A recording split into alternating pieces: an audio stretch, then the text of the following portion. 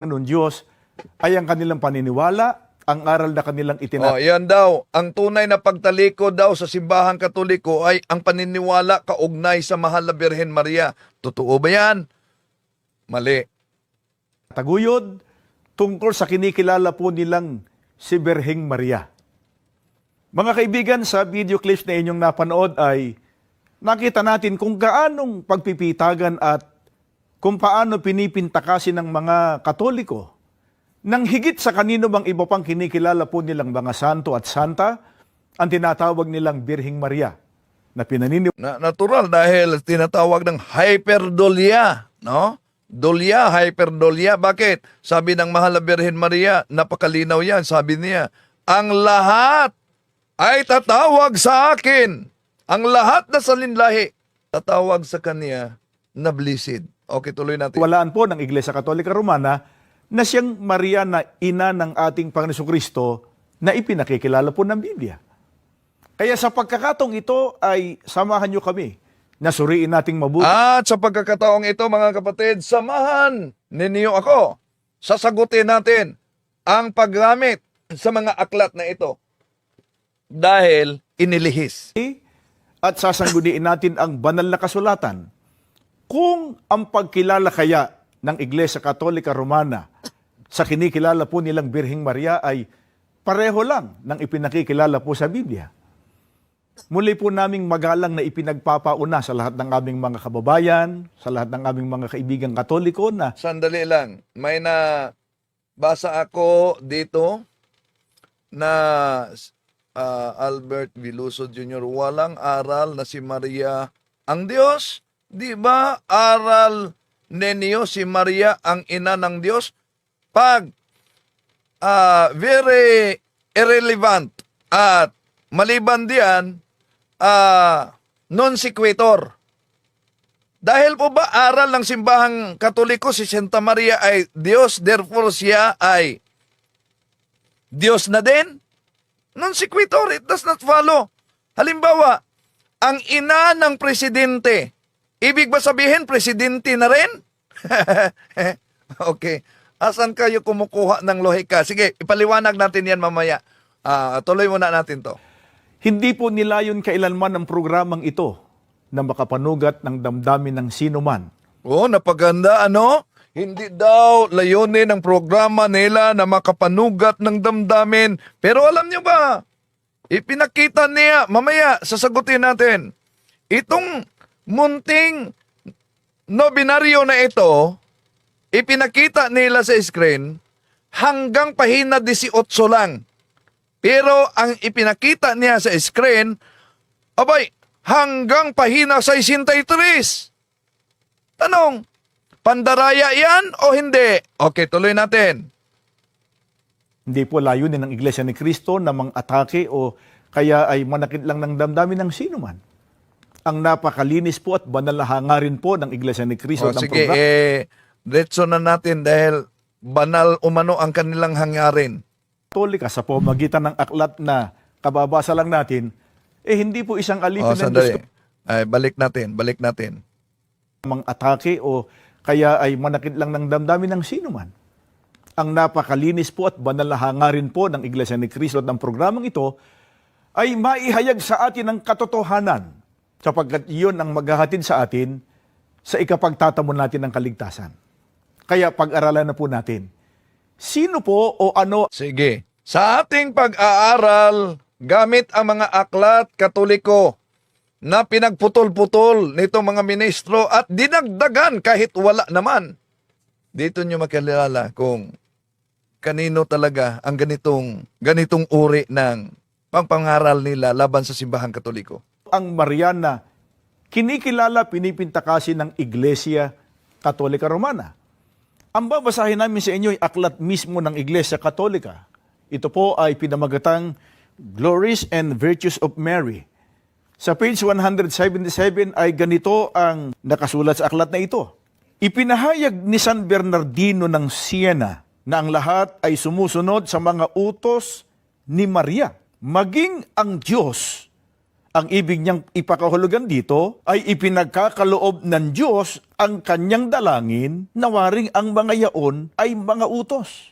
Mga kaibigan, sana po ay napansin natin. Ang Maria na ipinakikilala po ng Iglesia Katolika sa pamagitan ng aklat na kababasa lang natin, hindi po isang alipin ng Diyos, kundi nakapag-uutos daw sa ating Panginoon Diyos. Bakit ho ganito ang kanilang paniniwala? Okay, isa-isahin natin ha. Una, gamit ang aklat na ito, ang pahayag ng ministro ni Felix Manalo na ang Maria daw ng Katoliko ay hindi alipin ng Diyos, kundi nag-uutos pa sa Diyos. Yun ang maling pagbasa sa aklat na ito, mga kapatid. Hiwa-hiwalay na sipi at wala sa konteksto ng tunay na aral sa simbahang Katoliko. So, sino ang tunay na Maria ayon sa aral ng Katoliko? Totoo ba ang sinabi ng ministrong si Victor Sandoval na ibang Maria sa Biblia? Sa simbahang Katoliko, si Santa Maria ay malinaw na pinakilala siya sa Biblia at siya ang nasa Biblia. Yung Lucas Kapitulo 1, versikulo 38 na sinabi ng Mahal na Birhen Maria, alipin ng Panginoon, narito ang alipin ng Panginoon. Maganap nawa sa akin ang iyong salita, Lucas 1:38. So ito mismo ang batayang pananaw ng simbahang Katoliko. Si Santa Maria ay lubos na masunurin sa Diyos. Hindi siya Diyos. Kaya nilihis talaga ng mga ministro ni Felix Manalo. Hindi kailanman itinuturo ng simbahang Katoliko na si Santa Maria ay nakakahigit sa Diyos at siya ay Diyos na makapangyarihan. Ang aklat na binanggit nila, mga kapatid, na binasa niya, maling interpretasyon. Ang sipi ay kinuha sa aklat na Glories and Virtues of Mary na isinulat ni James Albraine. May siping pahayag ni Saint Bernardine of Siena. So, ang buong ideya ng pahayag may kanyang binanggit, di ba? God grants her prayers as if they were commands. Yon ang nakasulat. Kaya kailangang lilinawin natin ang pahayag diyan. Ang salitang as if they were commands, hindi yan literal, kundi tinatawag yan figure of speech. Ibig sabihin, paraan ng pagpapahayag. Figure of speech. Ano ba ang totoong ibig sabihin sa aklat na ginamit nila batay sa pahayag ni Saint Bernardine of Siena? Ibig ba sabihin, mas higit pa si Santa Maria sa Diyos? O na ang punto diyan, dahil lubos na kinalulugdan ng Diyos ang Mahal na Birhen Maria, pinapahintulutan ng Diyos ang kaniyang mga panalangin. Hindi dahil inuutusan ni Santa Maria ang Diyos, kundi dahil kusang loob na tinupad ng Diyos ang kanyang hinihiling alinsunod sa kanyang kalooban. Hindi makapangyarihan si Santa Maria na mas makapangyarihan pa sa Diyos, kundi magandang loob ng Diyos na dinidinig yung kaniyang mga panalangin. Ang doktrina ng simbahang Katoliko hindi bago.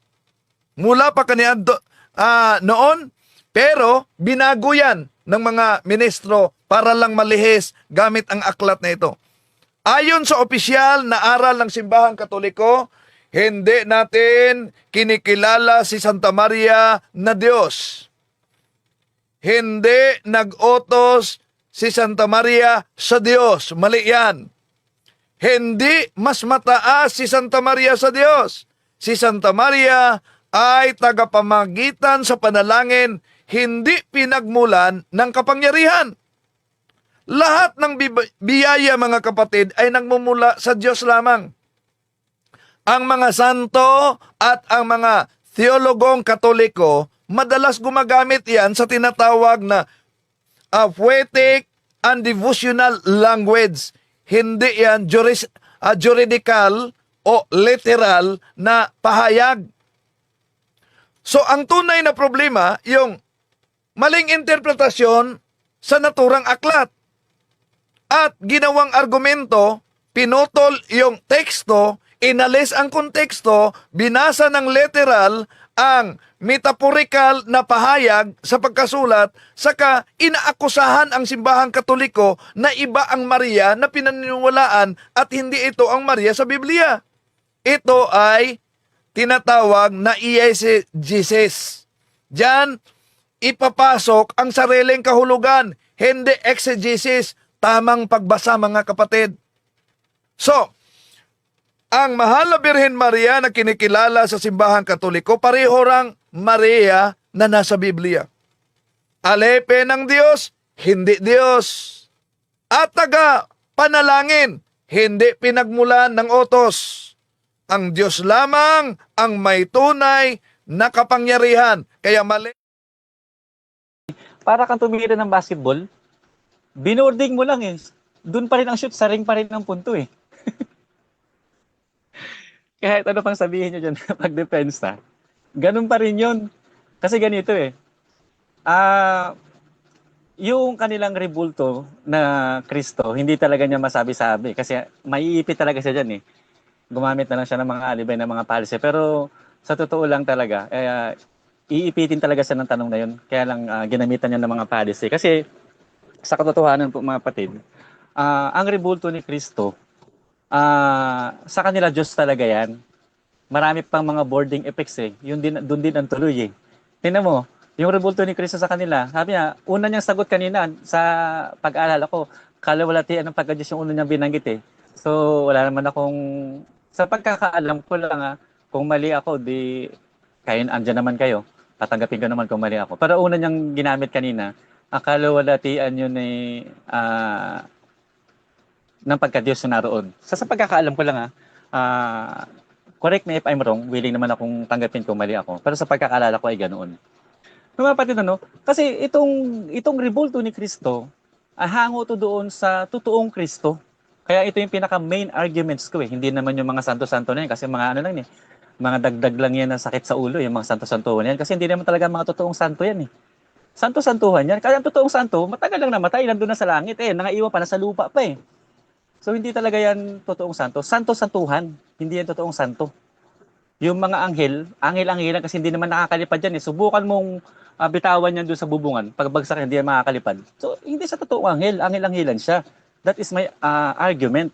Ngayon dito tayo mag-focus sa rebulto ni Kristo. Kasi yung rebulto ni Kristo, meron talagang pinagkunan talaga yan. Kasi sa kanila, si Kristo ay tunay na Diyos. No? So dahil merong tunay na Diyos, lumabas ngayon, merong Diyos-Diyosan. Ano ngayon yung Diyos-Diyosan? Yung rebulto ni Kristo. Bakit? Si Kristo kasi na tunay na Diyos eh. O ngayon, sino ngayon yung nakatayo dyan? Sino ngayon nakapako sa harapan ng simbahan niya? Kristo-Kristuhan yan. Hindi niya masagot ng direkta na hindi si Kristo kasi bakit maiipit talaga siya ron eh. Na ano niya eh, kumbaga na-discern niya eh. Na talagang ipit talaga siya dun eh. Pero si Kristo, yung picture ng asawa mo, kayang-kaya mong sagutin. Asawa mo ba to? Oo, asawa ko yan. Kayang-kaya mong sagutin. Yung picture ng lolo mo, naka-display sa dingding. Lolo mo ba yan? Oo, lolo ko yan. Ang dali lang sagutin. Pero padating kay Kristo. Ang dami nilang mga boarding effects. Pero doon din ang punta. Saring pa rin ang punta. Bumanda nga lang. Veneration, not adoration. Yun din yun. Pambihira. Diyos-Diyosan talaga yan. Kasi bakit? Hindi tunay na Kristo yan eh. Ngayon, iipitin talaga kita dyan. Diyos-Diyosan talaga yan, Brother Jando. Ipagtagal mo na hindi Diyos-Diyosan yan. Kahit ano pang boarding effects mo dyan, Diyos-Diyosan talaga yan. Bakit? Si Kristo kay Kristo galing yan eh. O ngayon, sabi mo, hypostatic union, hindi pwede paghiwalayin. Ito, dito tayo magdigmaan. Yang hypostatic union na hindi pwede paghiwalayin sa lahat ng panahon, sa lahat ng pagkakataon, hindi pwede paghiwalayin. Sabi mo sa rebulto, wala dyan ang pagka-Diyos, wala dyan ang pagkatao. Eh anong kabuluhan yan? Eh tao yung nakikita namin dyan eh. Yun bang nakikita namin na rebulto yan, hindi tao? Eh kanino mong kinuha na rebulto yan kung hindi yan tao? Yung bang rebulto ni Kristo, hindi tao?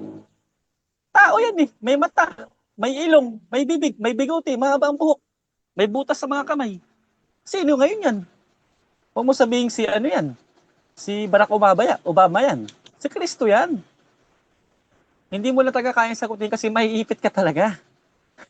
Kaya nga tumakbo si Jared eh.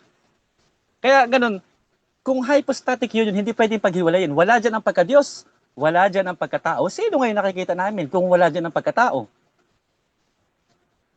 O ngayon, sige sagutin mo, sino yung nasa harapan na nakapako sa krus? Kung wala dyan ang pagkatao, wala dyan ang pagka-Diyos. Hypostatic union magkasamin eh. Eto, nandyan ang pagkatao, nandyan din ang pagka-Diyos, ayaw nyo lang direktang aminin. Hypostatic union ang paniniwalaan nyo. Diyos at tao. Ngayon, ang kaya mo lang i-represent, yung pagiging tao. Kaya nyo i-represent yung pagiging tao ni Jesus. No? Ngayon, may kalawalatian ba yan? Kalawalatian na ginagamit sa mga exorcism na susunog, hindi matiis. Ako buhusan mo ng isang drum na ano, buwas mo ako ng isang drum na binditado na. Baka manilagyan mo ng asido yan eh. Hinamit ko nga si Bajared yan eh. O sige, mapapasok daw eh. Subukan natin kung mapapasok ako. Sabi niya, may kalawalatian. May kalawalatian talaga yan. Marami pa sila mga boarding. Kalawalatian talaga ng pagka-Diyos yan. Sabi ko, paano ko makakita ka ng pupugutan ng ulo? Hindi nila kayang tanggapin. Bakit naniniwala sila? May kalawalatian ng pagka-Diyos. Hypostatic union nga yan eh. So wala dyan ang pagka-Diyos, wala dyan ang pagkatao. Eh, sino yung nasa harapan? Kung wala dyan ang pagkatao. Sino yun? Si Moses? So yung mga kapatid, dinadaan lang sa ganda ng presentation, sa ganda ng mga effects na yan. Pero ganun pa rin po yun mga kapatid. Hindi lang direkta, pero shoot pa rin doon sa ring. Binording nga lang. Paggalang, respeto, pero ganun pa rin ang ano. Kasi hindi naman lahat ng ano eh. Ang dami ko na nakausap na Katoliko eh. Ang katuwiran pa ng iba ganito eh. Kamakailan lang nag-Bible study ako eh. Sabi sa akin ng pilosopo, kumuha ka ng pinakamalaking Biblia at itong aking pinakamalaking krus, doon tayo sa ilog, sa dagat. Tignan natin kung sinong maliligtas. Eh, kanino galing ng mga turo yan? Alang naman galing yan sa mga protestante. Oh, sabi mo kanina sa Isaias eh, ayun, sumpain yung mga tao. Ito, kinuha yung versikulo eh. Oh, sa Isaias, 44 verse 20, nakalagay doon. So, kaninong turo yan? Saan nila natutunan yan? Eh, di sa inyo din. Sa simbahan din na Katoliko na natutunan. Kung nagtitiwala sila sa tao, pinagmamalaki nila, o gumamit ka ng malaking Biblia, at ako gagamit ako ng malaking rebulto. Sa ilog tayo, kung sino ang malulunod. Eh, hindi na ako sumagot kasi mukhang makikipagdebate lang. Ang gusto ko, Bible study. So, kaya ito, nakikipag-argumentuhan ako kasi hindi naman to available sa may Bible study. Ang gusto nito, debate. So, didebatehin natin. So, ganun po mga kapatid. Ganun lang kasimple aking presentation. Ang main arguments ko talaga yung rebulto ni Kristo. Kasi itong mga santo-santuan, hindi naman itong mga Diyos-Diyosan. Nagiging Diyos-Diyosan na lang dahil sa kanilang akto ng pag-aasikaso. Binubuhat, pinaglilingkuran, hinahalikan. Kasi gusto nilang, gusto nilang yakapin ang Diyos. Kaya lang, hindi nila mayakap ang Diyos. Ang niyayakap lang nila, yung rebulto. Gusto nilang punasan ang paa ng Diyos. Ang pinapunasan na lang, yung rebulto. Yun yung sabi ng Biblia sa Romans chapter 1 verse 25. Pinalitan nila ang kaluwalhatian. Naglingkod sila sa nila lang kaysa sa lumalang. O kung pinalitan nila yung kaluwalhatian ng Diyos eh. Ayun. Sabi ng Biblia, ayun po mga kapatid, ang mga gumagawa ng ganitong mga bagay ay nagiging katulad nila. Ano yun? May mga mata hindi nakakakita. May mga mata hindi, may mga bibig hindi nakakapagsalita. Ito parang itong mga to. Tingnan mo, kamakailan lang, sinabihan ako ni Jared na babae daw ako. Tingnan mo, bulag na bulag. Kalalaki kong tao, tinawag akong babae kasi nabulag na nga sila eh. Bingi na rin. Ang boses ko lalaki, pero ang pandinig niya sa akin, babae. So sakto talaga sinabi ng Biblia na ang nagsisigawan ng ganitong mga bagay ay katulad nila. Ayun. So yun po, mga kapatid, ano? So sa hypostatic union dyan sila maiipit. Hindi nila pwede sabihin, wala ang kalwalatian ng pagka-Diyos dyan, wala din ang pagkatao. Kasi kung wala ang pagkatao dyan, wala tayong makikitang Kristo na itsurang tao na nakapako sa krus dyan sa inyong malaking simbahan. God Yan, bless. maraming salamat, bro. Thank you. Okay. Iyan po ang second rebuttal ng ating affirmative ni si Pastor Lek. Bro Jando, ready ka na ba, bro? Yes, ready na. Okay. Pag nag-start ka na, yung time mo mag-start na rin, bro. 10 minutes. Question and answer. Unang tanong, Pastor Lek, Diyos-Diyusan ba sa'yo ang rebulto ni Kristo? Yes or no? No, kasi hindi naman ako kumikilala sa aking sarili Kasi wala akong kinikilala ng Diyos-Diyosan. Sa inyo, Diyos-Diyosan yan. Okay. So, hindi pala Diyos-Diyusan sa'yo ang rebulto ni Kristo. Saan mo naman nabasa sa libro ng Katoliko na turo namin na Diyos-Diyusan ang rebulto ni Kristo? Hindi nga mababasa sa simbahan ng Katoliko kasi hindi nyo nga nilagay dyan. Kasi kung nilagay nyo dyan, parang nga kumuha ng maso na pinungpok mo sa sarili mong ulo. Hindi talaga ilalagay dyan. Tinago nga So- yan eh. So, Basta hindi pa sa ngayon ka, dahil hindi nakalagay dyan, hindi kasama sa opisyal na turo. Yes or no? Hindi kasama sa official yung turo kasi nga hindi nga talaga ilalagay sa CCC. Bakit? Mabibisto yung Diablo eh. Kaya nga sabi ko nga, gumagamit pa kayo ng boarding effects. Tumira ka ng basketball, pinabanda mo. Sa ring pa rin ang tuloy. Okay. Sa akin, wala akong kinikilala ng Diyos-Diyosan kasi hindi naman ako sumasamba sa Diyos-Diyosan eh. Pero sa inyo meron. Okay. Next question. Sabi mo, meron. Ba't wala kang nabasa? Ha? Wala akong nabasa? O sige, yung biblical description, babasahin ko, awit. O, sige, Objection, awit. moderator. Okay. Objection, bro. Tinanong ko siya kanina, moderator, kung meron ba siyang makitang aklat katoliko na turo namin na Diyos-Diyusan namin ng rebulto. Sabi niya, wala. Ay, ginigit naman niya, Diyos-Diyusan nyo yan. Sabi ko, kung amin yung Diyos-Diyusan, ba't wala kang nabasa sa aming official na turo? Ba't Okay. nagtatalon sa May biblical counter objection description? ka, bro? Pastor? Counter objection ko, Mr. Moderator, kasi ako, for me, Bible is the final arbiter. CCC, Okay. nasa kanila yan. Mm-mm. Hindi Okay, talaga okay. nila ilalagay yan dyan. Pero ako, Bible is the final arbiter. Okay. So, Okay, ang sabi ng Biblia, may nabasa teka lang, tayo. bro. According to Teka lang, bro. Okay. Counter objection lang yun, counter objection, moderator's time, no? I think Okay. nagtanong si Brad Jando based dun sa sagot mo na wala kang mababasa sa katuruan, no? Doon siya nagtatanong, bro, hindi sa Bible yata.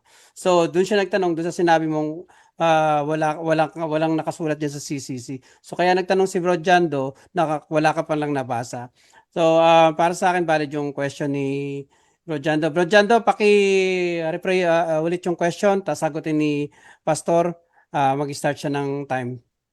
Iginigiit mo na meron kaming Diyos-Diyusan. Ang tanong ko, ba't hindi mo nabasa sa official naming turo? sagot. Sasagot ako sa moderator? Sagot, bakit di mo raw nabasa, bro? Hindi nga mababasa sa official ng turo kasi nga mahalata kasi masyado. Hindi talaga ilalagay sa CCC yan. Ano yung mga Santo Papa? Nagbigti. Nagbigti sila kapag nilagay nila yan dyan. Pero sa Biblia, the final arbiter is the Bible. Nakalagay sa Biblia. Next question, Biblical description, may mga mata hindi nakakakita. Next question, Okay. bro.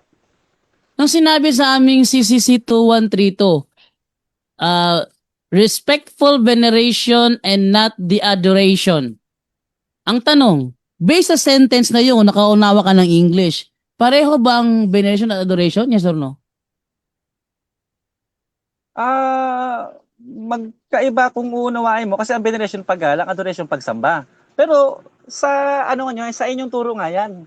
Pero yung inyong action, doon tayo sa action. Ha? Pag sinabi kasing adoration, Panginoon, ikaw ang Diyos na makapangyarihan, sinasamba kita, ikaw ang Diyos na makapangyarihan. Yan yung adoration. Pero what about your action?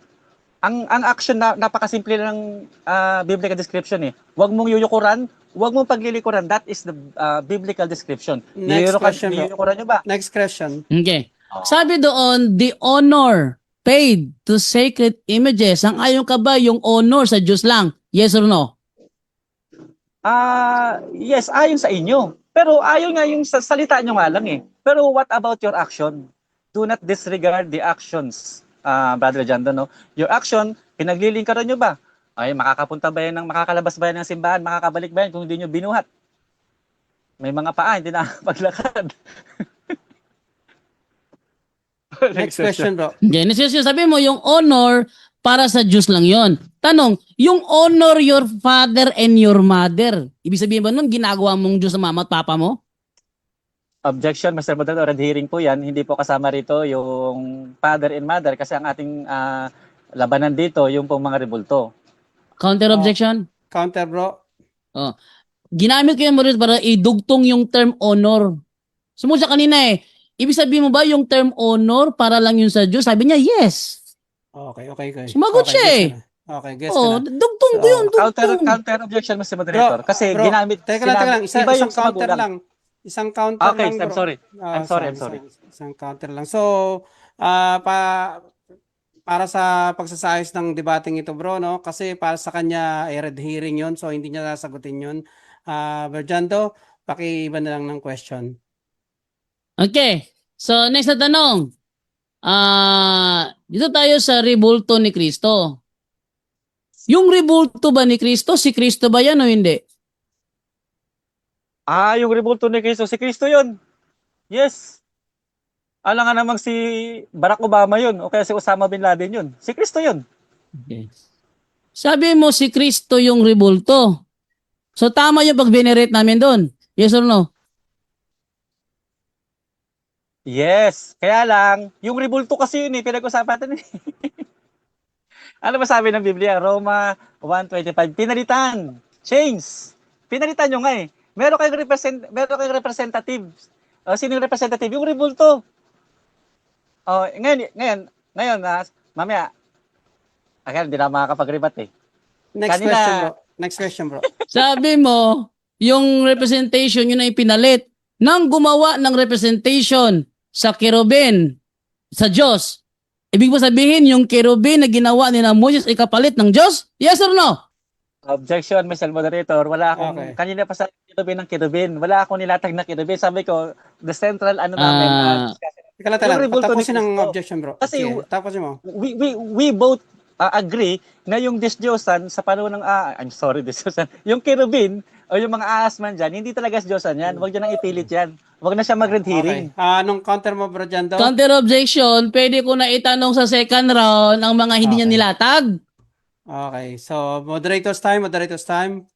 Para sa moderator is second rebuttal na kasi ito, Pastor, no? Pwede niya nang itanong kahit hindi mo nilatag at nasa topic naman yon dahil nasa kerubin tayo, Diyos-Diyosan at ano. So para sa akin valid yung question. Pakiulit yung question, bro, at na kay Pastor Ulitin kung ko. sasagutin niyo o hindi. Uulitin ko ha.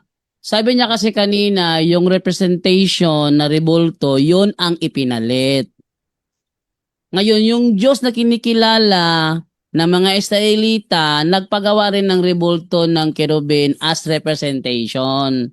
So, ang tanong ko, dahil representation ng Diyos na totoo, yung imahe ng kerubin, ibig sabihin ba, pinalitan ng imahe ng kerubin ang Diyos na mismong nagutos? Yes or no?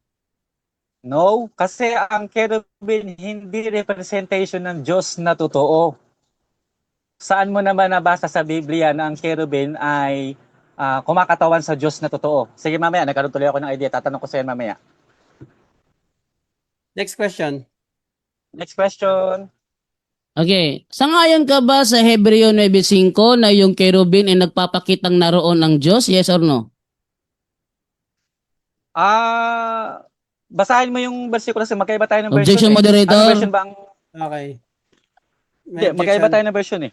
May objection, bro. May objection. Ang tanong ko, moderator, categorical yon.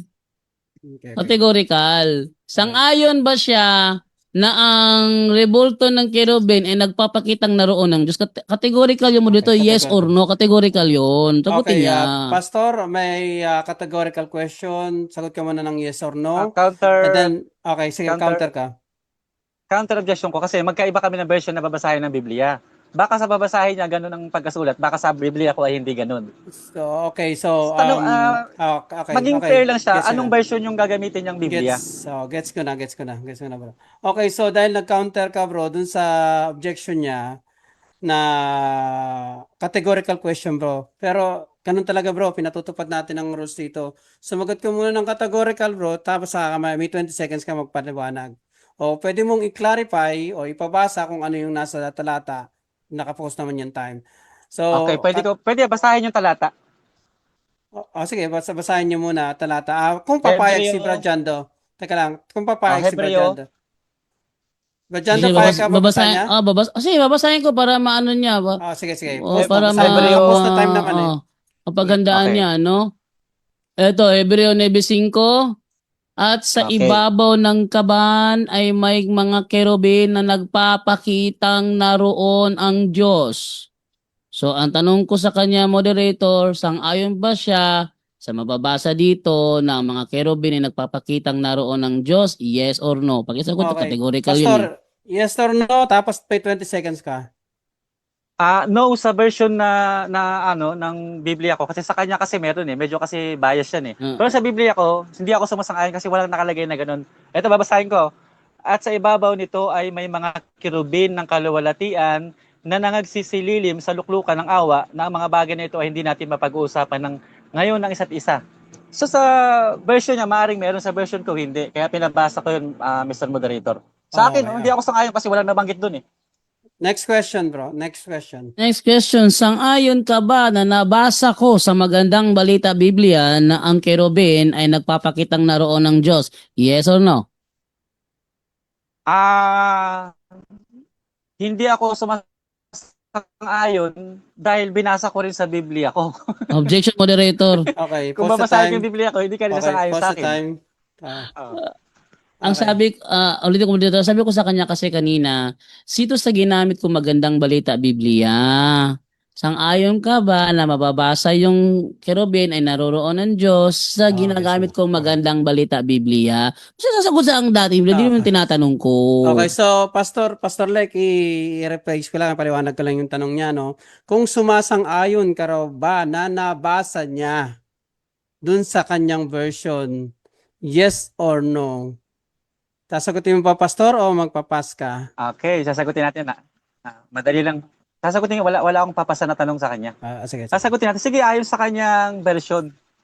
Pero, yes, may nabasa sa ayon sa kanyang version. Pero, what about in my version? Hindi nabasa. At paano ngayon yun? Alam nga namang mag-decide ka na panalo ka. Sa akin, hindi nabasa next question. Sabi mo Next. kanina, yung anghel-anghilan, pag tinapon yung babagsak sa lupa yun.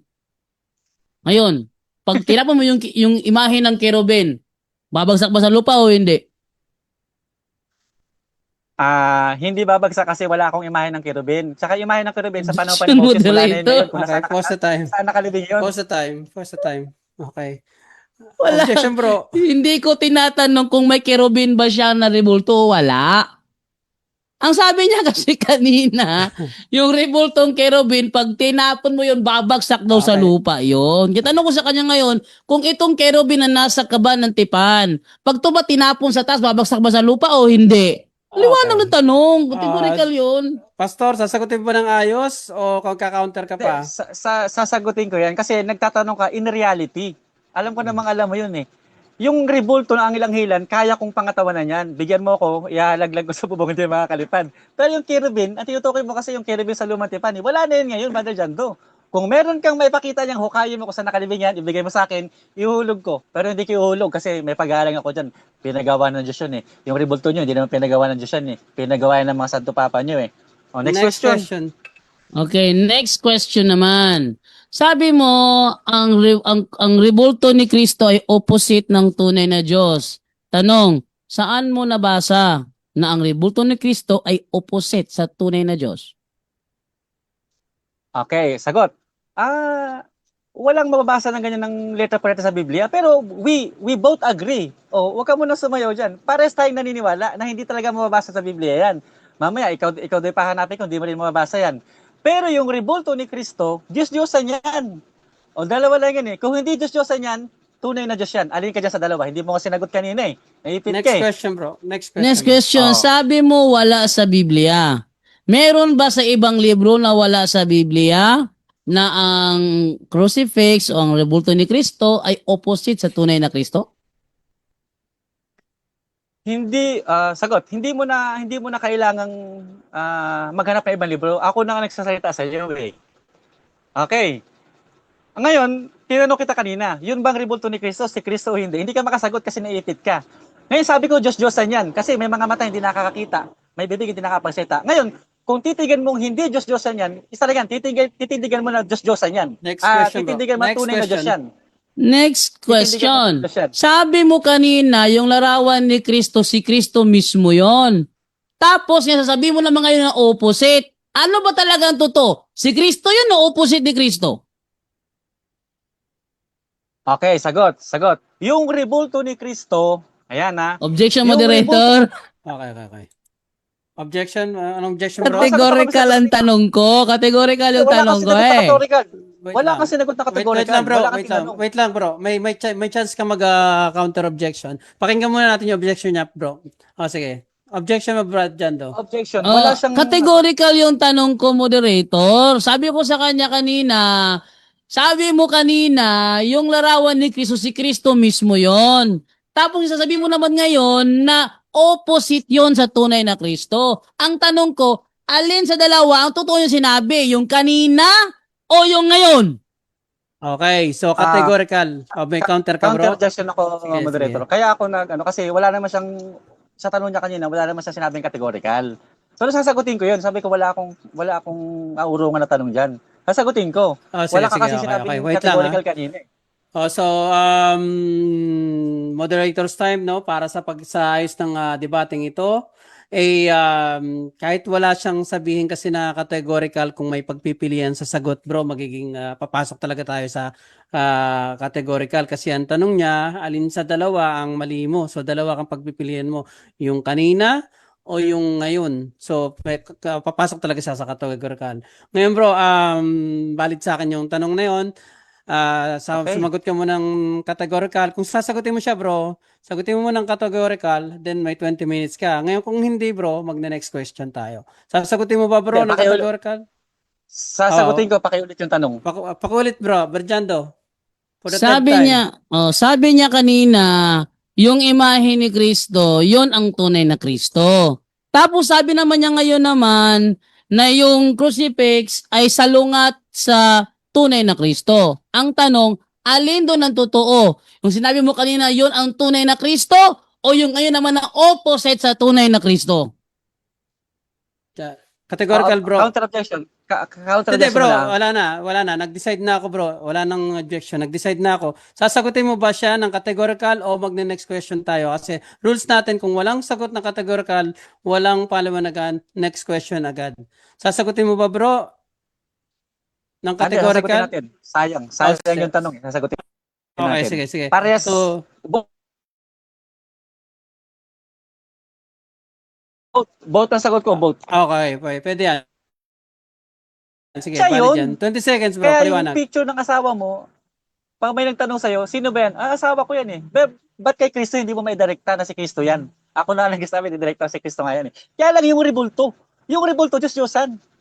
Ha? Pero yung totoong Kristo na yun, yun yung pinanggalingan ng Diyos-Diyosan. Impostor yun, impostor. Sabi Next mo, question, ang bro. rebulto Next ay question. Diyos-Diyosan. Yung rebulto ng kerubin, Diyos-Diyosan din yun, yes or no? No, kasi kanina pa natin sinasabi na yung kerubin, ikaw naniniwala ka hindi Diyos-Diyosan yun. Tingnan mo.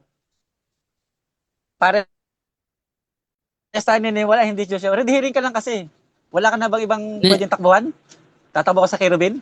Para sa naniniwala na hindi yan Diyos-Diyosan eh. Tanong ka ng medyo makabuluhan tanong. Next question, sabi mo, ang pagkatao next ni question, Kristo bro. Next nandoon sa rebulto.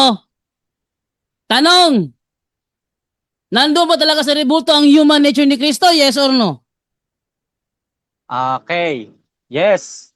Kasi ganito, yung taong rebulto na yan, okay, sino ngayon yan kung hindi yan ang, sa hypostatic union, inseparable, hindi pwede paghiwalayin. Ngayon, yung rebultong Kristo na yan na nasa simbahan ninyo, ay sino ngayon yan kung wala doon ng pagkatao? Sino ngayon yung nakikita namin dyan? Mahaba ang buhok. Okay. Next question, bro. Next Bahagi question. sa human nature ni Next. Kristo ang magutom at mauhaw. Yung rebulto, sinasabi mo na may human nature ni Kristo nagugutom at nauuhaw? Yes or no? No, kasi nga rebulto nga eh. Diyos-Diyosan nga eh. May mauuhaw bang, may mga matang hindi nakakita eh. Kaya nga Diyos-Diyosan kasi nga rebulto. Rebulto, impostor, false god, peke na Diyos. Andyan na lahat ng mga kalokohan. Hindi talaga magugutom. Last question. Diyos-Diyosan Last nga question, yun. bro. Last question. Bakit mo sinabing nandoon ng human nature, hindi pala nagugutom at nauuhaw yan? Okay, sagot. Kaya nandun ang human nature kasi yung itsura niya human. Ha? Yung itsura niya human.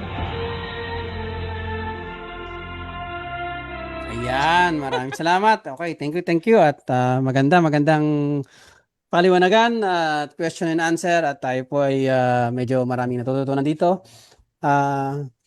So, dadako na tayo, straightforward na tayo sa ating second rebuttal ng negative side na si Bro Jando. Bro Jando, ready ka na? Pag nag-start ka, mag-start na rin yung time mo, bro. Okay, thank you, moderator. Okay, natatawa ba? 2 beses, marami siya nagkontrahan sa sarili niya. No? Nagkaroon siya ng self-contradictory. Sabi niya, nandoon ng human nature. Alam mo ba yung human nature? Kaya hindi mo naintindihan yung human nature, divine nature eh. Human, kaya nga siya may human nature kasi nakaramdam siya ng gutom, nakaramdam siya ng pagkauhaw, inaantok siya, nagagalit siya, umiiyak siya. Yung human nature ng tao, yun yung ating nagagawa. Ba't siya may divine nature? Kasi may nagagawa siya, hindi nagagawa ng tao. Hindi mo lang kayo ng human nature to.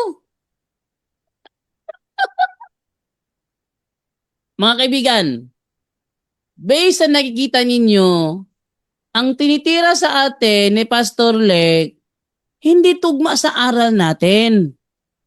Kaya kung makikinig kayo sa mga pastor protestante, tandaan ninyo, lulukuhin lang kayo niyan. Ipalilitaw nila na yan ang turo natin. Sabi niya, syempre, pag nilagay nyo yan, paano pinupupok ng inyong ulo sa sarili nyong bato? Pasabihin, pag wala dyan, di yan opisyal na turo, ba't mo tinitira? Kaya nga wala dyan eh, kasi hindi opisyal na turo. Kung baga, yung binibintang mo lang yun. Bintangero ka kasi. Sabi niya, pag nilagay kasi dyan, para lang kayong kumuha ng bato, pinukpok nyo sa ulo nyo, kaya wala dyan. Ano ba naman? Napakasimpleng logic naman nun. Pwede ba sa inyo? Ilagay sa inyong libro, hindi nyo opisyal na turo? Payag kayo doon? Hindi nyo opisyal turo, ilalagay sa libro ninyo? Idilito ng opisyal na turo nyo yan? Kaya nga hindi namin turo kasi hindi niya opisyal na turo namin. Kung may nagkakamali man, siya ang mananagot doon. Bakit nyo binibenta? Pampaswerte pala, sabi ni nung rapper. Pampaswerte pala, ba't nyo binibenta? O, di ba? O, ibig sabihin, yung tinitira ni Pastor Lek, hindi turo natin. Straw man fallacy. Gumawa siya ng sarili niyang ideya, pinapalitan niya yung ideyang yung turo natin, yun yung binabanata niya. The straw man, hindi nga natin turo, pinibintang pa sa atin eh. Oo. Tawa daw ako, sabi niya, nakipaghamunan daw siya. Pag ilapat sa kanya yung crucifix, mapapasok ba daw siya? Bakit? Kino-confirm mo demonic possessed ka? Ano ba to? Pastor, sinabi ko kanina, alam ni Jared yan. Kasi si Jared, nakasaksi yan ng mga real na exorcism. Alam ni Jared yan. Ang sabi namin, sa lahat ng mga confirmed, hindi yung nag-aangkin lang confirmed demonic possessed, pag nalapatan yan sa crucifix na bininditahan ng binles ng pare gamit ng exorcism ritual, mapapaso sila. Sabi niya, magkipaghamunan siya, sige, labang sa'yo, mapapaso ba ako? Bakit? Confirm mo ba na demonic possessed ka? Ano ba naman to? Hindi siya nag-iisip kung anong mga, basta lang lumabas sa bibig niya, yun na yun. Oh, itawa naman niya, pagkumpara niyo ako kay Jared, bakit? Napanood ko ba yung debate ninyo? Kung napanood ko man siguro yon, mas lalo kang na, hindi ka makakalusot. Kasi nilabas, sabi niya kaya sa intro, kung ano ang ginawa ko doon sa unang laban ko, siya rin ang gagawin ko rito. Ibig sabihin, hindi ka nakapag-move on. Hindi ka nakapag-move on sa pagkatalo mo kay Jared, kaya inilaban mo sa akin ang tema nyo ni Jared, di ba ganon? Hindi ka para bang nag-uumigting sa iyo ba na natalo ka ni Jared, kaya ginamit yung the same tema laban sa akin. Siya nang sabi kanina, ito yung ginamit ko sa unang laban ko, gagamitin ko rin ngayon. Di hindi ka nakapag-move on. Oh, kukumpara mo kay Jared. Iba si Jared na nakalaban mo, iba rin ako. Ngayon, eto nangyari ngayon. Ang problema kasi the same topic ang ginamit mo. Kaya ngayon the same topic, malamang kung may pagkakaiba man kami, yan ay ebidensya na hindi kami pareho. Pero ang maganda rito, yung tira mo na papalito talaga yung mga bintang. Sabi niya kanina, yung picture ng asawa mo, picture ng lolo mo, salungat yun sa totoo. Ano salungat? Kung salungat, hindi gagamitin yun. Halimbawa, ganito. Nay, tay, alam mo ba ang itsura ni lolo? Yung lolo niya patay ng panahon na yon. Oh, gusto mo kita mo lolo mo? Opo, nay. Ito yung picture niya. Kung salungat yan, ba't ipapakita? Ba naman to? Kung salungat yan, ba't ipapakita? Dapat ipapakita ka salungat to eh. Ba't ipapakita yan? Sabi mo lolo ko, di na pala yan ang lolo ko. Yun ang salungat. Ano ba naman to? Picture ng asawa mo. Ito magalat yung mga example niya eh. Ano? Tanungin mo. Si Mister, nandun sa ibang bansa, nagtatrabaho. Sabi ng kasama sa trabaho, bro, may asawa ka na? Oh, meron ako asawa. Maganda? Ay, natural. Asawa ko maganda talaga yon. Pwede pakita? O eto. Kung di ba pakita, salungat pala yon. Kung eto ang tunay na salungat. Eto ha? Yung asawa mo. Tapos yung picture sa wallet mo, ibang babae. Ibang babae, ibang mukha ng babae. Yun ang salungat. Halimbawa, tanong ng isa, patingin ang picture ng asawa mo? Eto. Andun yung kapitbahay, nakatingin. Sabi ng kapitbahay, hindi yan ang asawa mo, no? Hindi yan ang asawa niya, Brad. Ibang babae yan eh. Sino ba yan? Si Nena yan eh. Yung asawa niya kasi si Lukring. Hindi naman si Lukring, si Nena naman yan eh. Yun ang salungat. Ano ba naman to si Pastor Lake naman? Common sense naman, Pastor Lake. Dahil mo mga tinira, di naman common sense eh. Mga false analogy naman eh. Alam mo yung false analogy? Yung sinabi niya ngayon, dahil may Diyos, ibig sabihin ba, lumitaw ang Diyos-Diyosan dahil may tunay na Diyos? False analogy yun. Bakit? Hindi porket may pagkakahawig, sabihin mo na kagad magkahawig. Ano ang pagkakahawig nila? Yung Diyos-Diyosan, sinasamba rin yun bilang Diyos. Yung tunay na Diyos, sinasamba rin bilang Diyos. Sabihin, doon sila may pagkapareho. Pero pareho ba ang dalawa? No. Kaya nga fallacy yung false analogy eh. Sabi mo niya kayo na, ako daw gumamit ng fallacy. Anong ako? Hindi ako gumamit ng fallacy. Ikaw ang gumamit ng fallacy. Binuking lang kita. Ano ba naman to? Sabi niya, pag hindi niya sinagot yun, kasi pag sinagot niya yun, maiipit siya doon. Alam mo, Pastor, lahat ng mga fallacious question, pag yan sinagot mo, talagang maiipit ka talaga. Walang fallacious. Ang pinakamaganda dito, ang tanong matino, naipit ka, yun ang maganda doon. Yung tanong matino, naipit ka, yun ang maganda. Pero yung fallacious talagang kahit sino maiipit ka talaga sa fallacious question. Ngayon, sabi niya, pag sinagot niya yun, maiipit siya, kaya hindi niya sinagot. Kaya nga hindi sinagot kasi fallacy false dilemma eh.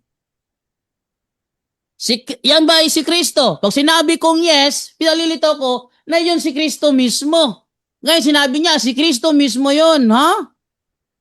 Ang tunay na Kristo pinako sa cross, naglakad, nauhaw, nagutom. Ano si Kristo mismo yun? Mali. Representasyon lang yan. Ano ka ba? Representasyon lang yan. Hindi yan ang... Payag kayo lang ang ating pambansang bayani, rebulto? Papayag kayo? Sino ang pambansang bayani nyo? Si Jose Rizal. Yan ba yung rebulto sa plaza? O yan, so inyong pambansang bayani yun ang rebulto. Ano ba namang klaseng common sense naman, Pastor Lek? Pastor kay, I expect more. Oh. Sabi niya kaya yung anghel, pag yung tinapon mo, babagsak sa lupa, tinanong ko siya, yung kerubin ba, pag tinapon mo pa kan, pag bumagsak ba sa lupa yun o hindi? Ayaw sagutin. Tama naman na dapat yung galangin. Tama naman na dapat yung galangin. Pero yung tanong kasi, pag tinapon mo, babagsak, tanong babagsak, rebulto yun eh. Oh. Next question naman. Ito naman tayo ngayon sa, yung ano, yung rebulto ng ahas. Yung tansong ahas. Oh, tayo. Yan, time. Okay, maraming salamat ba dyan, Do? At straightforward na tayo sa question and answer. Pastor Lek, meron ka na bang tanong? Ready ka na ba, bro? Pastor? Okay, ready tayo. Sige, Pastor.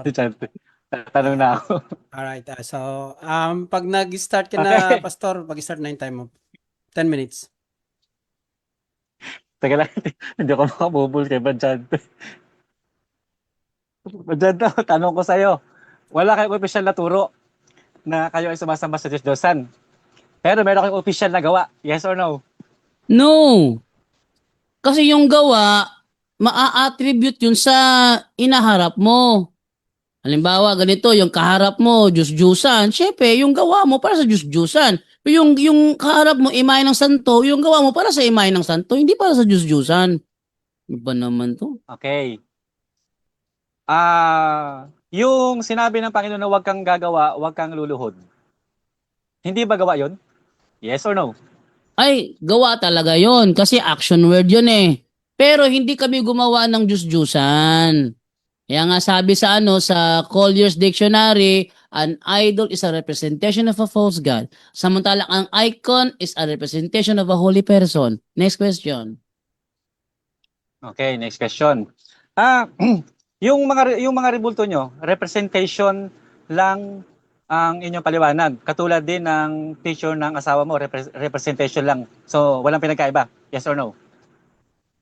May pagkakaiba, bro.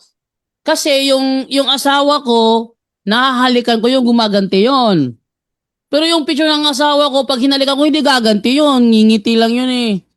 Oh. May pagkakaiba talaga. Next question.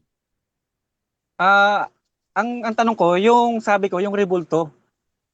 Yung imahe ng mga rebulto nyo at yung imahe ng asawa mo, magkaparehas lang ba yon?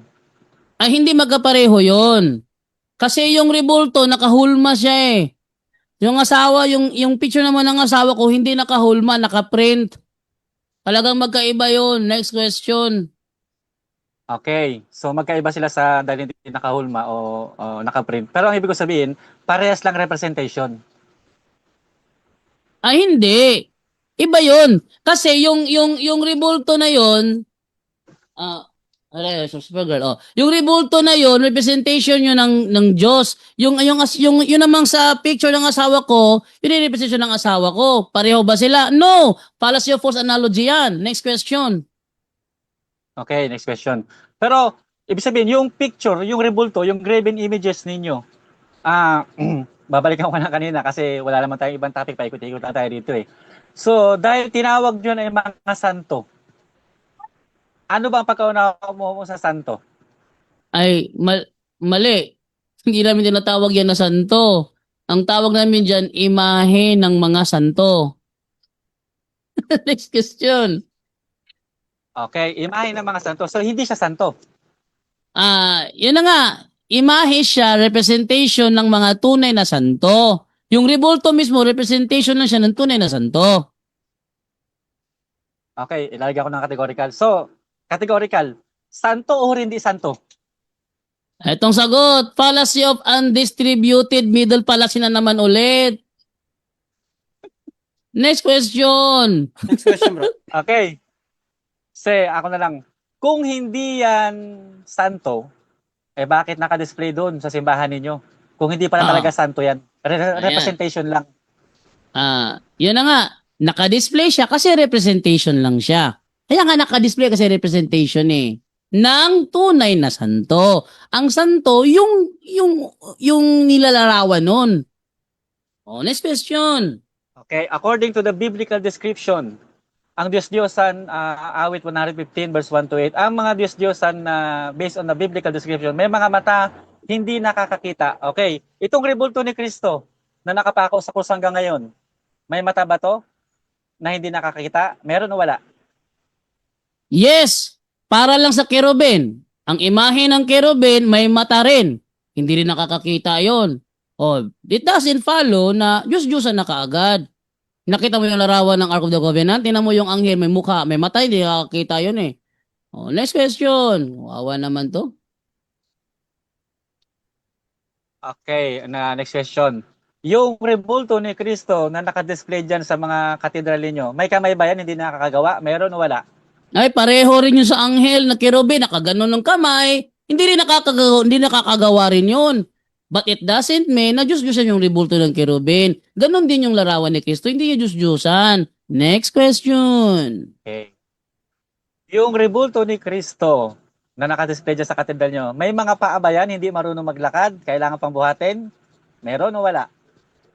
Yes, may mga paa yan. Gaya nung sa kerubin, may mga paa din yon. Hindi rin nakakalakad, kaya nga binubuhat nila, pinuposisyon nila yung kerubin Binubuhat nila.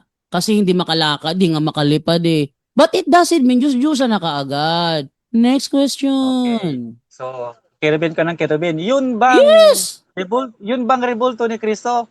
May pakpak? Meron o wala? Yung kay Kristo na rebulto, walang pakpak yon.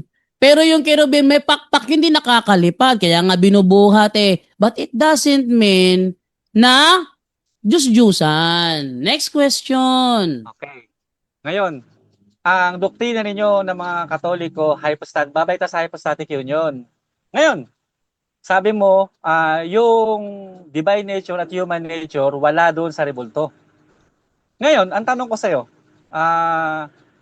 kung wala sa rebulto ang human nature, paano mo madidefine na si Kristo yun kung wala doon ang pagkatao? As in, yung form of man. Sabi kasi ng Biblia sa Filipos 2:7, form of man, nasaan yung tao? Okay. Kung wala doon ang human nature, yung anyo ng pagiging tao, paano mo ngayon makikita na masasabi na si Kristo yan? Tanungin mo yung gumawa. Sino yung ginawa mo? Si Kristo. Magrereklamo ba ako? Siya yung gumawa, siya nakakaalam nun. Pero, ang human nature, nagugutom, nauuhaw yon. Kaya wala doon ang human nature. Next question. Okay, yung human nature nagugutom. Kasi nga Diyos-Diyosan ang pinag-usapan dito So yung rebulto na Diyos-Diyosan ni Kristo, of course hindi yan magugutom. Pero Objection, yung kanyang moderator. Objection, May moderator. objection, Pastor. Objection, Pastor. Pause the time. Objection, Loaded question. Kasi nasa tanong niya, inilalagay na niya na Diyos-Diyosan ng rebulto ni Kristo. Patunayan mo muna. Okay. Bago mo itanong, nag-insist ka na Okay.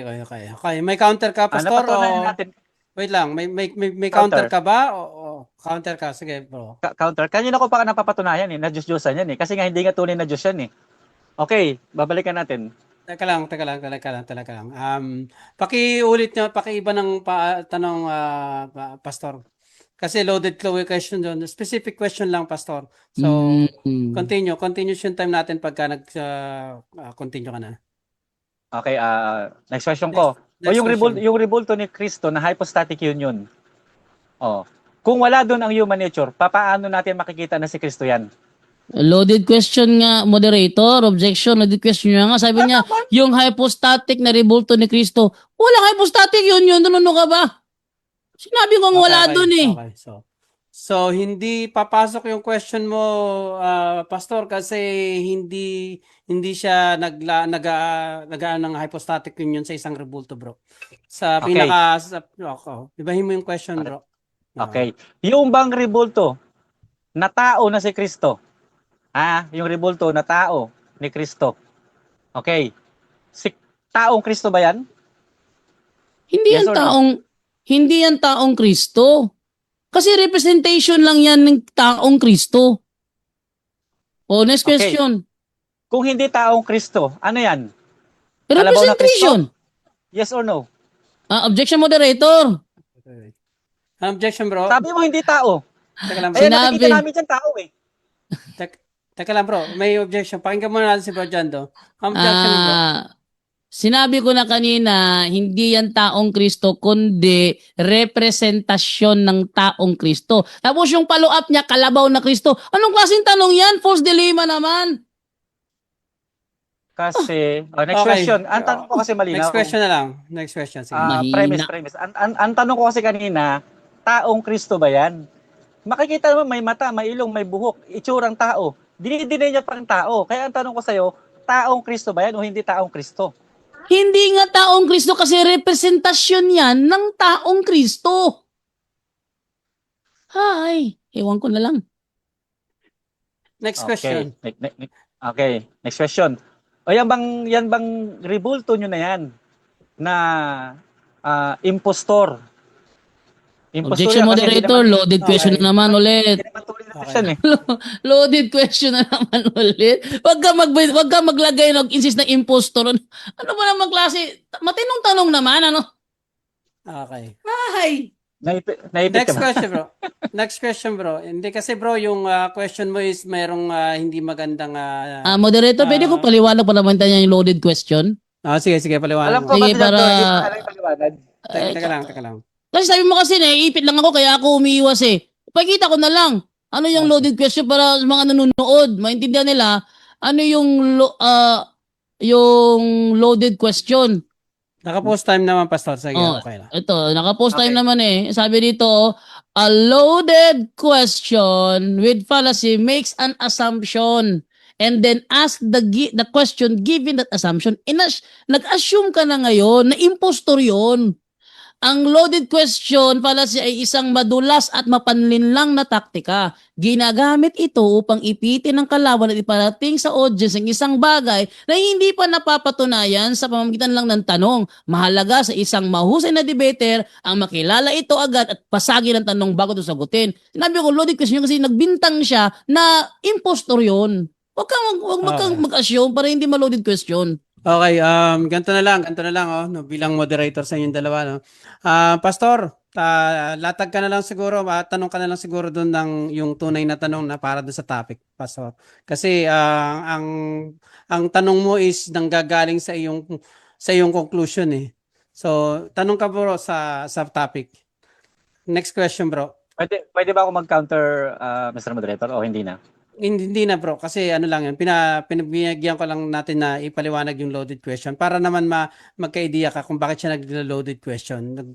Okay bro? So, tanong ka bro ng yung mga patunay, tibagin mo si Brad Janto, yun talagang ipitin mo siya dun sa mga nine-negative niya. Doon mo siya ipitin bro. Sige bro. Next question. Okay, kung parehas lang pala representation, ginagamit yung representation lang pala. So walang halong Diyos, walang halong kaluwalhatian ng pagka-Diyos dahil simpleng picture lang yan, representation lang yan. Pwede ka bang maglagay diyan ng imahe ng asawa mo sa simbahan ninyo? I-display mo diyan? Pwede o hindi pwede? Hindi pwede kasi hindi naman bahagi ng opisyal na doktrina namin na santa yung asawa ko. Kung santa lang sana yung asawa ko, ilalagay ko yung picture ng asawa ko doon. hindi santa eh. So ngayon, aaminin mo na ngayon na yung mga santo-santuhan nyo ay talagang santo. Kaya naka-display dyan sa inyong simbahan. No, Yes or no? hindi. Representation lang yan ng tunay na santo. Kaya nga dinisplay kasi representation ng tunay na santo. Yung asawa ko, yung picture ng asawa ko, hindi ko ilalagay doon kasi yung picture ng asawa ko, hindi naman representation yun ng tunay na santo. Okay. Next Kung hindi question. tunay na santo, ano ang kabaligtaran ng hindi tunay na santo? Hindi santo. Ano ang kabaligtaran? Ano ang kasing kahulugan ng hindi santo? Hindi santo. Ibig Santo-santuan? sabihin, hindi santo. Ibig sabihin, hindi namuhay ng banal. Puro kasalanan ng ginawa. Nagpasaulala sa kahalayan. Yun ang mga hindi santo. Okay. So yung rebulto nyo, hindi santo o santo? Objection, moderator. Okay, time na. Fallacy Ayan. of false dilemma. Okay, so yan, maraming salamat, no? Kakatuwaan lang, no? Saya ng debate ngayon, ha? Alright, so punta na tayo rito sa sa ating conclusion. So normally ang nagbibigay ng conclusion unang magbibigay ng conclusion ay ang ating negative side na si Brad Jando. Brad Jando, conclusion. Pag nag-start ka na, mag-start na yung time mo. Okay, mga kaibigan, maraming salamat sa inyong panonood at nakita naman po ninyo ang pinagkaiba. Ba't ba kabisado ko yung atake na yan? Kasi dati akong Seventh-day Adventist. Yung atake ni Pastor Lex sa mga rebulto, yan din ang atake namin noon. Kaya alam ko ang bawat anggulo ng mga atake nila kasi atake ko rin yan noon. Buti na lang naging Katoliko ako. At luckily, napatunayan ko naman dito sa debating ito na yung tema ni Pastor based lang yun sa sarili niyang unawa, hindi sa talagang tinitira sa atin. Ang pangit naman, titira-tira ka, yung tinitira mo, hindi yung turo ng kalaban mo, kundi yung sarili mong interpretation. Huwag ka na lang maghanap ng kadebate mo kung ganun. Ang debate mo na lang yung sarili mo. Yung hanap ka ng kadebate mo, magpresenta doon sa iniisip mo, hindi naman yun ang opisyal na turo. Oh, yan ha. So, ibig sabihin, yung tema niya, hindi niya napatunayan. Biblically, hindi napatunayan. Wala siyang nabasa sa Biblia na ang Katoliko ay gumawa ng Diyos-Diyusan. Wala siyang nabasa sa Biblia na ang Katoliko ay lumuluhod sa Diyos-Diyusan. Sa referensya, wala rin siyang nabasa. Oh, wala na siya nabasa. Tinanong ko siya kanina, yung rebulto ba ni Kristo para sa'yo, Diyos-Diyusan? Sabi niya, hindi. Hindi, wag mo nang ipilit. Ikaw nang umamin eh. Tingnan nyo ha. Siya mismo ang gumiba sa tema niya. Siniguro ko ngayon yung unang itanong ko eh. Para doon pala, maramdaman niya. Hindi pala naramdaman eh. Manhid pala ito eh. Tinanong ko siya kanina, yung bang rebulto ni Kristo, si Kristo ba yon? Sabi niya, oo. Yung tanong ko sa kanya, yung rebulto ba ni Kristo, Diyos-Diyosan ba yun para sa'yo? Sabi niya, hindi. Eh, hindi pala, ba't mo pinipilit? Tingnan nyo ha, mga kaibigan na, i-review nyo itong debating ito. Unang tanong ko sa kanya, yung rebulto ba ni Kristo, Diyos-Diyosan ba yun? Yes or no? Sabi niya, no. O hindi pala, hindi tapos na debate. Pinatagal ko lang para mag-enjoy naman ako. No, pinatagal ko lang para mag-enjoy. Meron naman akong paglaruan. No, at sana si pastor naman, pag-aralan mo naman yung different types of fallacy para maiwasan mo naman yung mga fallacious question. Ano mo yun? Tapos, ano pa? Yung pag, sabi niya, yung ilagay mo yung picture ng asawa mo sa simbahan, pwede ba yun? Hindi pwede. Yun ano ka ba naman? Yung picture ng asawa ko, hindi yun representation ng mga santo. So, hindi ko siya ilalagay doon. Sabi niya, ano ang pagkakaiba ng santo sa hindi santo? Eto, ang hindi santo, yun namumuhay sa kasamaan. Tuwang-tuwa ng gumawa ng kasamaan. Yun ang mga hindi santo. Pwede rin naman yung mga tao naman na nagpapakabanal naman. Sinisikap magpakabanal. Namuhay ng ayon sa pananampalataya. Kaso nga lang, may mga konti pagkakamali. Hindi porket hindi na deklara ng simbahan na santo, hindi ka santo. Maraming santo sa mundo hindi na nalaman. Bakit? Sa buhay pa sila, ang pagiging santo nagsimula yan sa pamumuhay nila. Kung sila'y namuhay sa kabanalan, santo yan. Madeklara man ng simbahan o hindi, santo yan. Pero yung asawa ko, iba sa tunay na santo eh. No. Mabait lang yon. Pero, iba yung sa tunay na santo. Kaya nga sabi ko, hindi pwedeng ilagay yung sa simbahan, yung picture ng asawa ko, kasi yung picture ng asawa ko, hindi naman siya representation ng tunay na santo. Oh.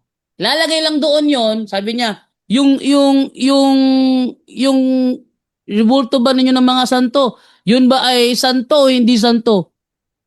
Fallacy o false dilemma yon.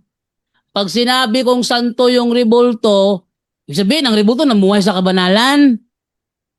Pag sinabi ko namang hindi santo, ba't nyo nilagay sa simbahan ninyo? Kaya nga, fallacy of false dilemma eh, kasi wala doon ang tamang sagot. Nakakalitik ako kaagad pag sinabi niya kanina, gumamit daw ako ng fallacy. Hindi ako gumamit ng fallacy, ikaw ang gumagamit ng fallacy, binubuking ko lang. Kasi baka hindi mo alam eh. Yung ginawa mo, yun ay tinatawag na fallacy of false dilemma, undistributed fallacy. Ano ba itong tinatawag na undistributed fallacy? Ito, basahin natin. Ano ito? Undistributed middle fallacy. Ang sabi dito, occurs in a categorical syllogism when the middle term fails. Time. Yan. Maraming salamat, bro. Thank you. Ayan, ganda ng conclusion. Okay, dadako naman tayo sa ating affirmative side na si Pastor Lek. Pastor Lek, ready ka na bro? 5 minutes mag-start time mo pag nag-start ka. Okay, magandang gabi muli sa ating lahat. Ano? So, a conclusion ko, mga kapatid, mga viewers, no?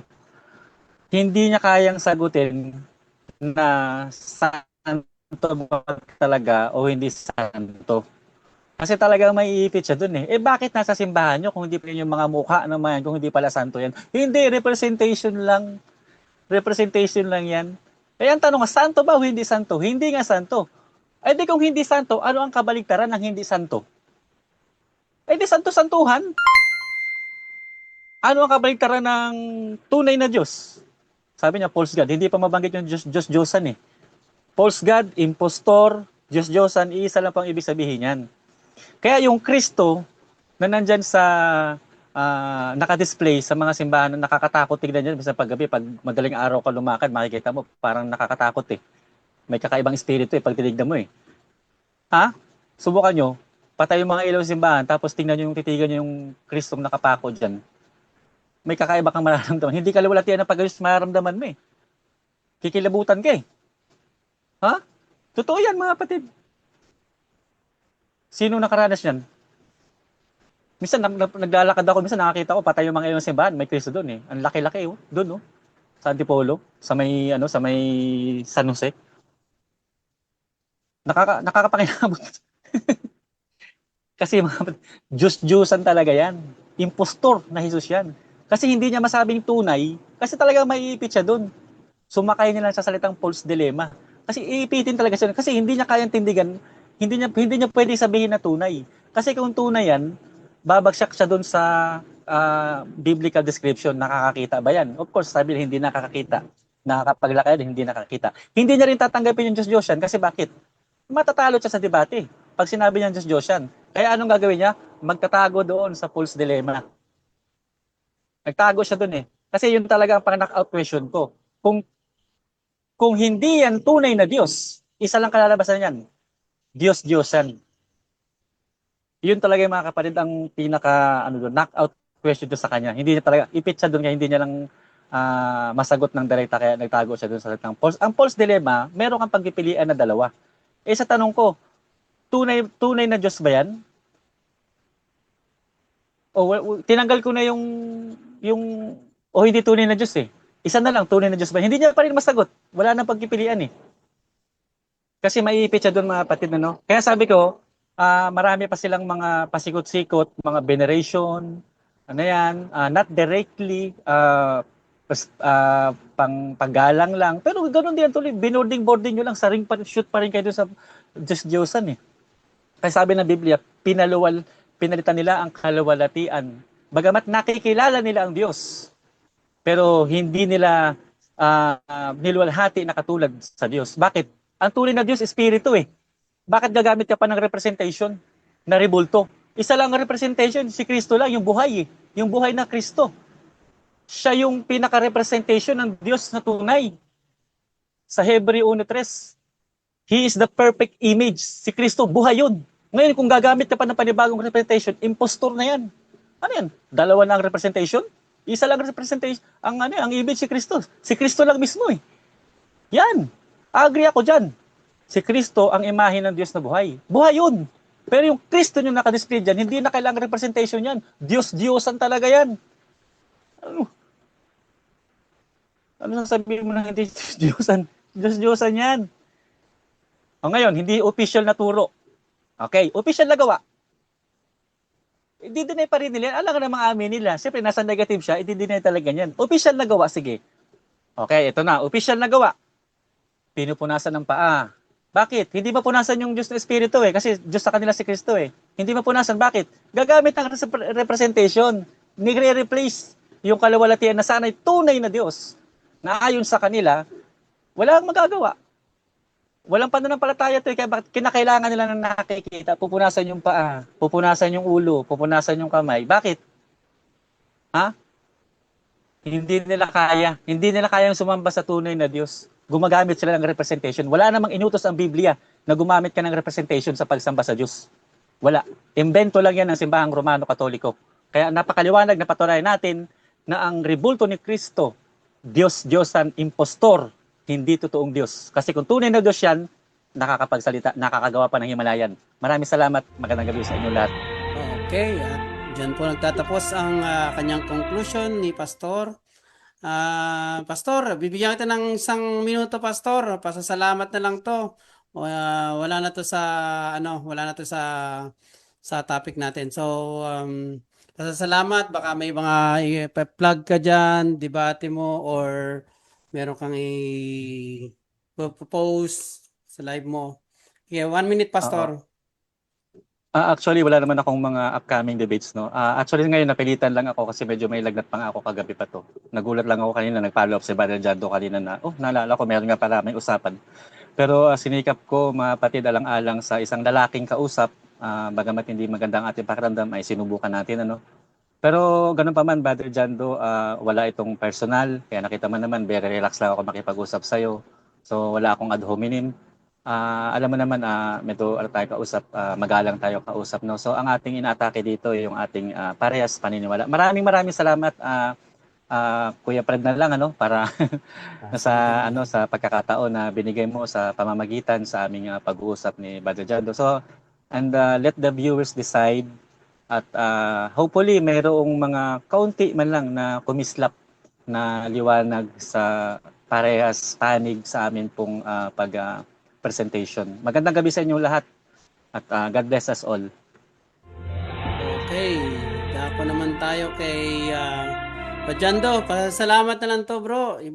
Post mo, ibang susunod na debate or anything. Pajando, 1 minute. Okay, maraming salamat sa inyong lahat na nanonood dyan. Inaantok na si Divine. Okay, salamat sa mga nanonood dyan. Manood lang kayo punto por punto. Tinitiyak ko sa inyo, matututo talaga kayo, ano? Sa mga baka may kakilala kayo mga protestante dyan na gustong magtanong, magipag-diskusyon, magipag-communicate lang sa amin dito sa punto por punto. And then abangan po ninyo ngayong darating na Sabado ba 'yun? Brother Junri naman ang magkikipag-debate. Oo nga pala, Bro Fred, tuloy ba yung magipag-debate sa akin, Bro Fred? I-confirm natin. Ay, confirm. Bukas. Tapos, paki-ano lang kung matuloy ba o hindi, Okay, sige. Sige. And then sa sa June 7 naman, sana available si Brother Fred, siya yung mag-moderator doon sa sa debate ni Father Darwin laban kay Erwin de la Cruz. Yan. So, Okay, thank you, Brother Jando. At bilang moderator, ito po si Fred TV Channel na nagsasabing kayo na pong humusga at marami pong natutunan. Salamat po, Pastor Lek. Salamat very Bro much. Jando sa inyong pagtitiwala at dito ko na po tinatapos ang inyong debate. Maraming salamat po. Ayan. Thank you very much po. Back to you, Bro Jando. Oh, sige, Brother Fred, baka meron kang gustong sabihin ng huling mensahe dyan sa mga nanonood sa iyo. Ito, ang dami nilang mga comments dito na medyo hindi ko pwedeng sabihin, medyo personal Below the attack. belt. Below the belt. Hindi na ano, Baka kahit tsaka ano. baka pwedeng ano rin, baka pwedeng tanungin ni Brother Angel si Pastor Lee kung okay Baka lang. pwedeng magtanong. Ako din sana Mukhang- magtatanong kay Pastor Lek pero Oo. but Angel, Mukhang umalis na. May mas. umalis na. Mabilis umalis yun. Wala na ba't kaya wala na si Brother Angel ngayon? Andyan. Hindi, Ba't nawalang bigla, bro? si Pastor ang nawala. Oo, Si Pastor ang nawala. Wala na kaya nga, dyan. Nawala. Ayun, Tumakbo. akala ko si Brother Angel lang nawala. Tumakbo na agad? Sayang. Wala pa nga, takbo na. Ano ba yun? May sakit si Pastor. Puro kwento si Pastor. Walang kwenta. Si Pastor, puro kwento, walang kwenta, walang ebidensya. Oh. Sige, mag-komentary kayo kasi tipla ko muna ng milk si Divine. Yeah, okay na siguro. Mag-ano ka na lang. Last ano sige. na tayo. Congratulations na lang. Wala. Bugbog sarado na. Si Pastor, walang sense yung Yung mga ano niya, pinagsasabi. yung arguments niya, yung mga tanong niya kay Brother Jando,